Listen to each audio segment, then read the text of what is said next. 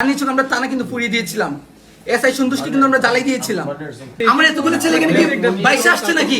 আমরা জুলাই অভ্যুত্থানের গভর্নমেন্ট এখানে ফর্ম করছে, আমরাই গভর্নমেন্টকে ফর্ম করেছি।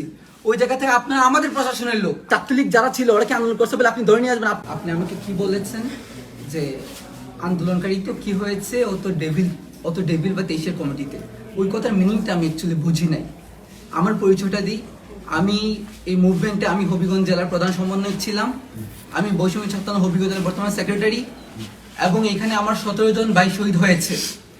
আমরা বানিয়াচংয়ে টানাকে পুড়িয়েছিলাম, আমাদের প্রতিবাদে আমাদের ভাই 9 জনকে হত্যা করা হয়েছিল। এই হবিগঞ্জের ছেলে আমরা এখানে দাঁড়ায় আছি। আপনি এটা কি মিনিং আমি বুঝি না, আমি বুঝতে আসছি।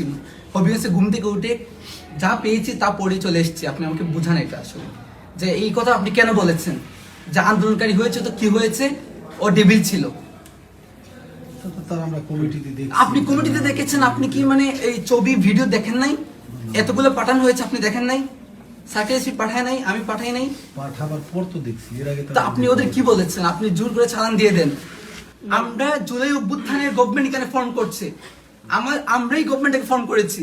ওই জায়গা থেকে আপনারা আমাদের প্রশাসনের লোক, আপনারা আমাদের ছেলেদেরকে গ্রেফতার করে নিয়ে এসছেন, আবার আপনারা আমাদের সাথে বার্গেনিং করতেছেন।